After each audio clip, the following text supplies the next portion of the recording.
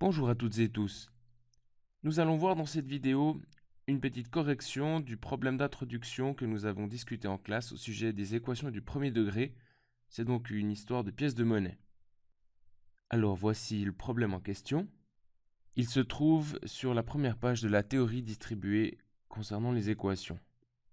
Lisons la donnée. Une personne échange ses pièces de 2 francs contre des pièces de 5 francs. Pour la même somme, elle a alors 102 pièces de moins qu'auparavant. C'est-à-dire qu'il y a 102 pièces de 5 francs en moins que ce qu'il y a de pièces de 2 francs. Quelle est cette somme? Bon, ce n'est pas la première fois que vous rencontrez un tel problème. Vous savez sans doute qu'il va falloir poser une équation pour le résoudre. Et vous savez que pour poser une équation, il faut d'abord choisir une ou peut-être plusieurs inconnus. Alors, souvent, on pose pour inconnu ce que l'on cherche. Et ici, qu'est-ce que je cherche? Eh bien, on me dit quelle est cette somme? Quelle est la somme d'argent dont j'ai besoin? Alors, on pourrait mettre soit x, la somme d'argent. Bon, si on fait ça, on ne va pas pouvoir exprimer l'équation de manière simple. Si je choisis x pour la somme cherchée, quelle sera l'équation? Parce que maintenant, il faut poser l'équation. Et pour poser l'équation, je dois me poser la question, qu'est-ce qui est égal? Alors, vraisemblablement, ce qui est égal, dans les deux cas, disons, deux choses qui sont égales, c'est la somme d'argent que l'on possède. On possède la même somme d'argent, que ce soit des pièces de 2 francs ou des pièces de 5. Mais la difficulté ici, c'est que dans la phrase qui précède, une personne échange ses pièces de 2 francs contre des pièces de 5 francs. Pour la même somme, elle a alors 102 pièces de moins qu'auparavant. On ne nous parle pas de somme d'argent, mais on nous parle d'un certain nombre de pièces. Un nombre de pièces de 2 francs, un nombre de pièces de 5 francs, et on nous dit qu'entre les deux situations, il y a 102 pièces de différence. Donc autrement dit, cette façon-là de poser l'équation, c'est-à-dire de choisir l'inconnu, ne va pas nous permettre facilement d'exploiter les informations que l'on a dans la première phrase. Alors je vous propose de choisir une autre inconnue que la somme cherchée. Alors, puisque l'on nous parle dans la première phrase d'un certain nombre de pièces, de 2 francs ou de 5 francs, et de différence entre les deux situations, eh bien je vous propose de choisir pour inconnu le nombre de pièces de 2 francs par exemple. Alors, ayant choisi cet inconnu, on doit se reposer la question, qu'est-ce qui est égal? Entre quoi et quoi peut-on poser une égalité? Dans tous les cas, on a la même somme avec les pièces de 2 francs et avec la pièce de 5 francs. Donc, la somme en pièces de 2 francs égale la somme en pièces de 5 francs. Comment peut-on poser cette équation? Alors, l'inconnu, x, c'est le nombre de pièces de 2 francs. Donc, comment exprimer la somme en pièces de 2 francs comme une expression qui utilise x? Alors, si j'ai par exemple 50 pièces de 2 francs, j'ai quoi comme somme? 50 fois 2 qui fait 100 francs. Donc, la somme en pièces de 2 francs, c'est 2x. Bon. Maintenant, la somme en pièces de 5 francs. Alors, soit je choisis une deuxième inconnue, en disant par exemple que je choisis y pour le nombre de pièces de 5 francs, ou bien je me dis tout de suite, si j'ai x pièces de 2 francs, j'ai combien de pièces de 5 francs? On dit qu'on a 102 pièces de moins qu'auparavant. Donc, le nombre de pièces de 5 francs, eh bien, c'est quoi? C'est x, le nombre de pièces de 2 francs, moins 102. J'ai 102 pièces de moins de 5 francs que je n'en ai de pièces de 2 francs. Donc, ici, je mettrai x moins 102. Ça, c'est le nombre de pièces de 5 francs. Quelle est la somme sous forme de pièces de 5 francs? Eh bien, c'est ceci fois 5. J'obtiens donc comme équation 2x égale x moins 102 fois 5. Alors, résolvons ensemble cette équation. Nous allons voir dans ce chapitre les différentes techniques qui permettent de résoudre des équations. Vous en connaissez déjà certaines. Une des techniques, c'est de développer. Donc ici, je ferai 5x moins 5 fois 102, ce qui fait 10 moins 510. Ensuite, vous aviez pris la bonne habitude de mettre une barre comme ça à droite, permettant d'indiquer les opérations que vous faites. Gardez cette bonne habitude, s'il vous plaît. Alors, ce qu'on peut faire ici, par exemple, c'est faire... Il y a plusieurs options.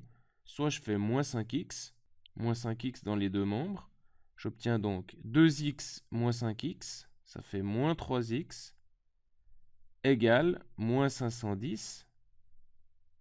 Évidemment, si moins 3x égale moins 510, il est bien clair que 3x, ça fait 510. Alors pour des questions de place, j'ai un peu tout réorganisé, comme vous avez pu le voir. Donc là, j'ai 3x égale 510, donc on va diviser par 3 pour obtenir le nombre x, qui est en fait le nombre de pièces de 2 francs. On aurait aussi pu écrire fois 1 tiers, c'est exactement la même chose, et c'est la convention que j'adopte dans ce cours. Donc 3x fois 1 tiers, ça fait x, et 510 fois 1 tiers, eh bien ça fait 300 divisé par 3, 100, plus 210 divisé par 3, 70, donc 170. X, c'est 170, c'est le nombre de pièces de 2 francs.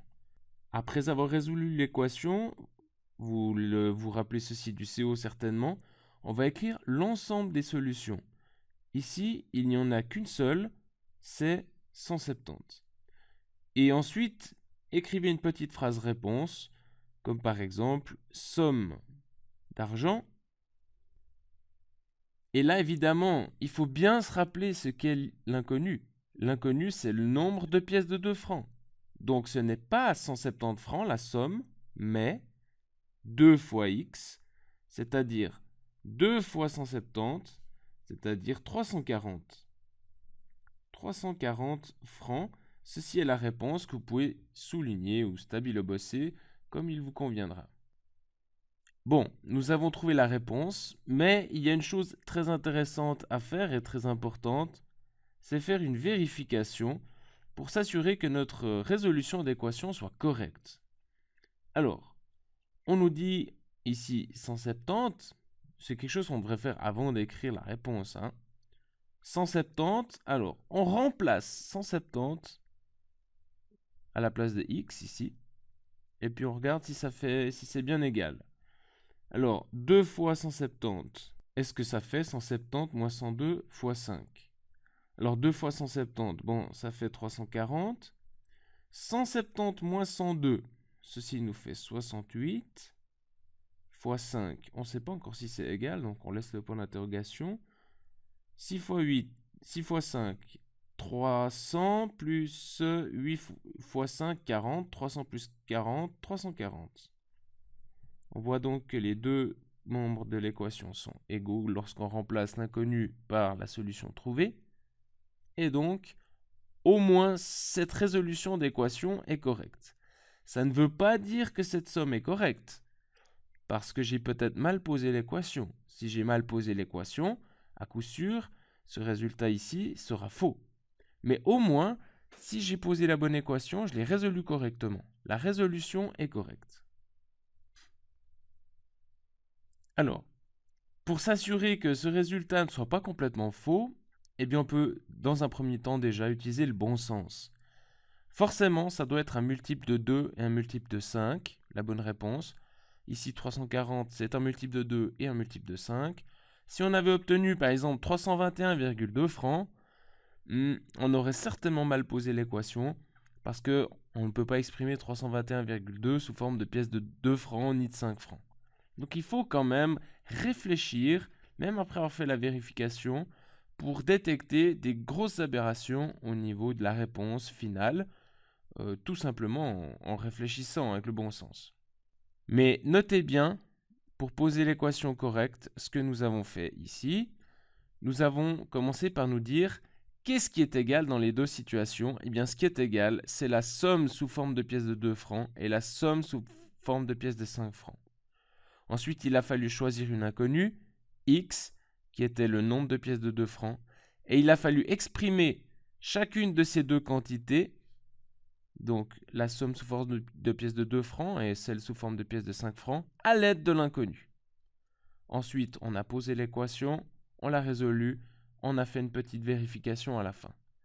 Voilà une façon typique de résoudre ce genre de problème qui se pose à l'aide d'équations.